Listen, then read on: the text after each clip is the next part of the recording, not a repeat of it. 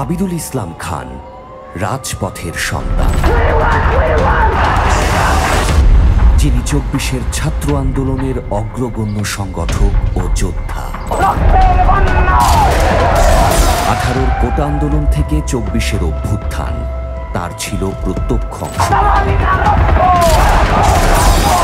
আবিদ প্রজন্মের অনুপ্রেরণা।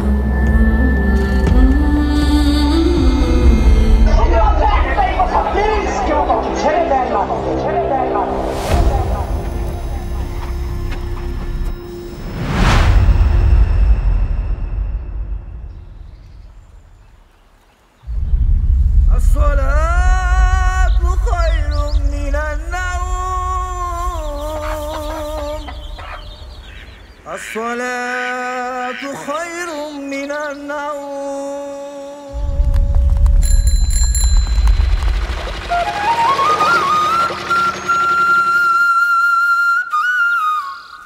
১৯৯৮ সালের ১১ই মার্চ কুমিল্লা জেলার মুরাদনগর উপজেলার বাখরনগর গ্রামের নিভৃত পল্লীতে জন্ম নেন আবিদ। আমি একটি নিম্ন মধ্যবিত্ত পরিবার থেকে বেড়ে ওঠা। আমার বাবা একজন হাই স্কুলের টিচার ছিলেন, মা গৃহিণী ছিলেন। তো আমি যেভাবে গড়ে উঠেছি একটা বদ্ধ পরিবেশে বেড়ে উঠেছে। গ্রামে বসবাস করলেও বাবা কখনো বাসা থেকে বেরোতে দিতেন না। ছোটবেলা থেকেই আবিদ পড়াশোনায় মনোযোগী ছিলেন, ক্লাসের প্রথম সারির ছাত্র। আবিদ প্রথম শ্রেণী থেকে দাখিল পর্যন্ত এই বাখরনগর হাশিমিয়া ফাজিল মাদ্রাসা পড়াশোনা করছে। লেখাপড়ার সময় আমরা দেখছি তার কথাবার্তা, শিষ্টাচার সবই আমাদেরকে অনুপ্রেরণ করছে। স্যার যে একটা প্রশ্ন করলে সে আমাদের আগে সে উত্তরটা দিয়ে ফেলত।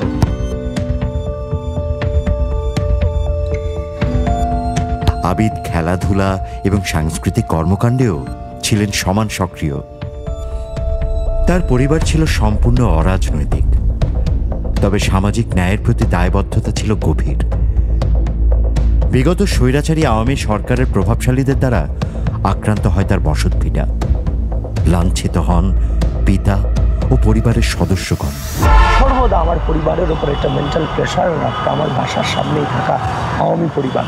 আমার বাবা যেহেতু আমাদের বাখরনগর উচ্চ বিদ্যা নিকেতনের সাবেক প্রধান শিক্ষক ছিলেন, এই ১৪ নং নবীর পূর্ব ইউনিয়নের সাবেক চেয়ারম্যান ছিলেন, বিএনপির রাজনীতির সাথে ওনার দীর্ঘদিনের সম্পর্ক। এই সুসম্পর্কের ফলে আওয়ামী ফ্যাসিস্টরা তাদেরকে এমন অত্যাচার করছে, গ্রাম ছাড়তে শেষ পর্যন্ত বাধ্য হয়েছে। ২০১৫-১৬ শিক্ষাবর্ষে ঢাকা বিশ্ববিদ্যালয়ে ইসলামিক স্টাডিজ বিষয়ে ভর্তি হওয়ার পর আবিদের জীবনে নতুন অধ্যায় শুরু হয়। আমি যখন হলে উঠলাম, হলে ওঠার পরে আমাকে গেস্ট রুমে নেওয়া হয়। অবাচ্য গালাগালিজ করলো, পরিবার নিয়ে গালাগালিজ করলো, আমাকে সে রাতে নির্যাতন করলো। আমি সিদ্ধান্ত নিলাম যে আমার এমন একটা প্ল্যাটফর্মকে খুঁজে নিতে হবে, যে প্ল্যাটফর্মটা থেকে এই রাজনৈতিক এই যে অপসংস্কৃতির যে কালচার, সেই কালচারগুলোকে মূলোৎপাট করব।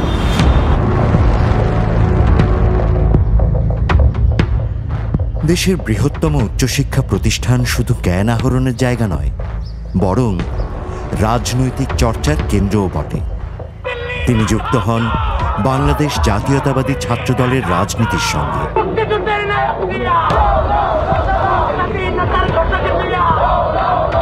পরবর্তীতে ঢাকা বিশ্ববিদ্যালয়ের কবি জসিমউদ্দিন হল শাখা ছাত্রদলের সিনিয়র সহসভাপতির দায়িত্ব পালন করেন তিনি। ওই যে আমি হল থেকে বের হলাম যে নির্যাতনের কারণে, ঠিক একটা দীর্ঘ সময় পরে ৫ থেকে ৬ মাস পর আমার কিছু বন্ধু বান্ধবকে আমি দেখালাম যে এই ছেলেটা আমাকে হলে নির্যাতন করেছে। পরবর্তীতে আমি জানতে পারলাম সেই ছেলেটাও, যে ছেলেটা ছাত্রলীগ বেশে আমার উপর এত নির্যাতন করলো, সেই রাতটাতে মানসিক টর্চার করলো, শিবিরের সাথে ছিল। ঢাকা বিশ্ববিদ্যালয়ের ক্যাম্পাসে রাজপথ মানেই ভিন্ন রকম আবেগ।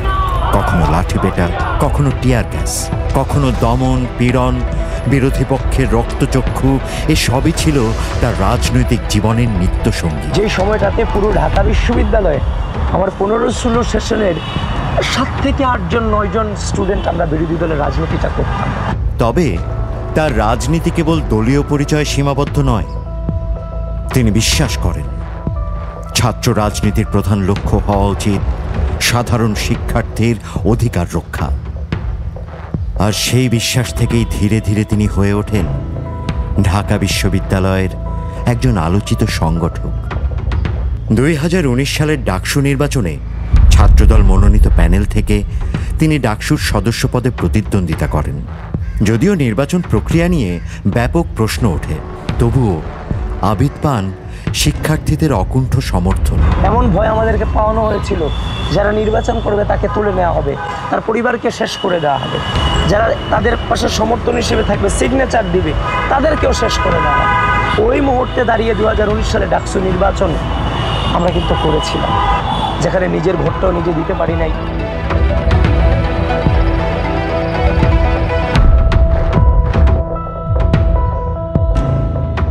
ডাকসু নির্বাচন যখন করে তখন ওই যে আমি তার একটা ছবি এখন আমি রেখে দিছি, তখন গিয়া আমি টের পাইছি আর কি, আমরা সবাই জানতে পারলাম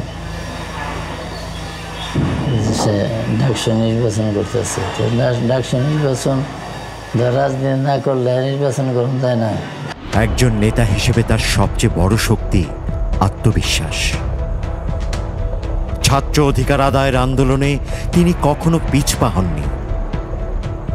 তার সাংগঠনিক দক্ষতা, ছাত্রদের সঙ্গে নিবিড় সম্পর্ক এবং সাহসী কর্মকাণ্ড তাকে দ্রুতই শীর্ষ নেতৃত্বের কাছাকাছি পৌঁছে দেয়। তো 19 সালে ডাকসু নির্বাচনের পর থেকে 19, 20, 21, 22, 23, 24 সালের ডামি নির্বাচন পর্যন্ত আবার আরেকটা জার্নি, দীর্ঘ পথ। ফ্যাসিস্ট হাসিনা যেন গোটা বাংলাদেশের সব কিছু থেকে আমাদেরকে বিচ্ছিন্ন করে ফেলছে।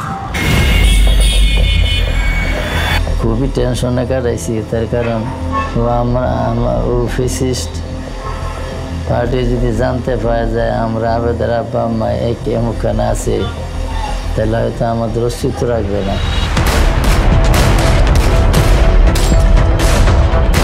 2024 জুলাই আন্দোলনের শুরু থেকে 5ই আগস্টের স্বৈরাচার শেখ হাসিনা সরকারের পতনের পূর্ব মুহূর্ত পর্যন্ত প্রতিটি দিন এবং প্রতিটি পদক্ষেপে সাংগঠনিকভাবে আবিদের যোগাযোগ, দক্ষতা এবং আন্দোলনের কৌশল প্রণয়নের বুদ্ধিদীপ্ততায় মুগ্ধ হয়েছে সতীর্থরা। 24 সালের 5 জুন যখন কোটা সংস্কারের প্রজ্ঞাপন, কোটা বাতিলের যে প্রজ্ঞাপনটা জারি করা হলো, ওটাকে যখন স্থগিত করে আবারও কোটা নিয়ে আসা হলো, তখন বিগত দীর্ঘ সময়ের রাজনৈতিক অভিজ্ঞতার আলোকে আমি এই জিনিসটা চিন্তা করতে পারছিলাম যে এই কোটা সংস্কার আন্দোলনটাতে জাতীয়তাবাদী ছাত্র দলের যে নেতাকর্মীরা আছে বিশ্ববিদ্যালয়ে, তাদেরকে অংশগ্রহণ করতে হবে। ইনস্ট্যান্ট একটা মেসেঞ্জার গ্রুপ খুলেছিলাম, ইতিমধ্যেই পত্রপত্রিকা বিভিন্ন বইয়ে এই গ্রুপটার নাম উঠে আসছে, কোটা আন্দোলন পর্যালোচনা।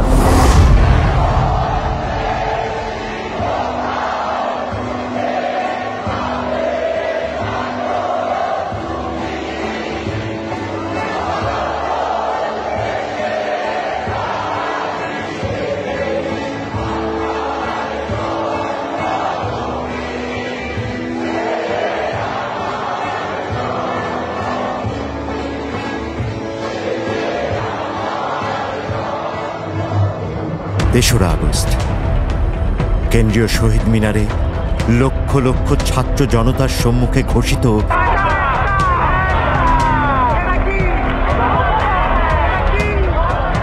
দফা 1 দাবি 1 স্বৈরাচার হাসিনার পদত্যাগ স্লোগানটি পারমাণবিক বোমার শক্তির ন্যায় উদ্বুদ্ধ করেছে সাধারণ ছাত্র জনতাকে। 4 আগস্ট বিকেল দিকে আপনার হোটেল ইন্টারকন্টিনেন্টাল, বাংলা মোটর, ওই জায়গা থেকে স্নাইপারে অনেক গুলি হয়। আমরা শাহবাগ অবস্থান করছিলাম। নামাজ পড়ে যখন আমি ঘুমালাম, তাহাজ্জুদ পড়ে, বিশ্বাস করবেন সারাটা রাত আমার শরীরে বৃষ্টির মতো সাহস বর্ষিত হয়েছে। সকাল 9টায় শহীদ মিনারে যখন উপস্থিত ছাত্র জনতাকে ছত্রভঙ্গ করে দেওয়া হলো, ঢাকা মেডিকেলের নতুন বিল্ডিংয়ের পাদদেশে যখন দাঁড়াই, তখন ছত্রভঙ্গ অবস্থায় তখন আমি আমার উপস্থিত ছাত্র জনতার উদ্দেশ্যে বলছিলাম, আমরা আজকেই জিতবো, এতে কোনো সন্দেহ নাই, তবে কেউ ভয় পাবেন না। এই প্রতিজ্ঞাবদ্ধ হয়ে যখন আমরা মাঠে নেমে পড়লাম, রাস্তায় নেমে পড়লাম, এখানে আনাস শহীদ হয় যে বাবা মার উদ্দেশ্যে পিচ্ছি আনাত লিখে এসেছিল, যদি আর না ফিরি তবে কষ্ট না পেয়ে গর্বিত হইও, জীবনের প্রতিটি ভুলের জন্য ক্ষমা ছিল। একদিন তো মরতেই হবে, তাই মৃত্যুর ভয় করে স্বার্থপরের মতো ঘরে বসে না থেকে গুলি খেয়ে বীরের মতো মৃত্যু অধিক শ্রেষ্ঠ। আমি যদি বেঁচে না ফিরি তবে কষ্ট না পেয়ে গর্বিত হয়েও জীবনের প্রতিটি ভুলের জন্য ক্ষমা চাই। আনাস।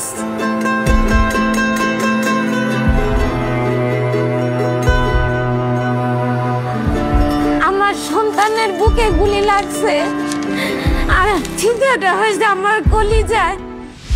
ভেব না গো মা, তোমার ছেলেরা হারিয়ে গিয়েছে পথে।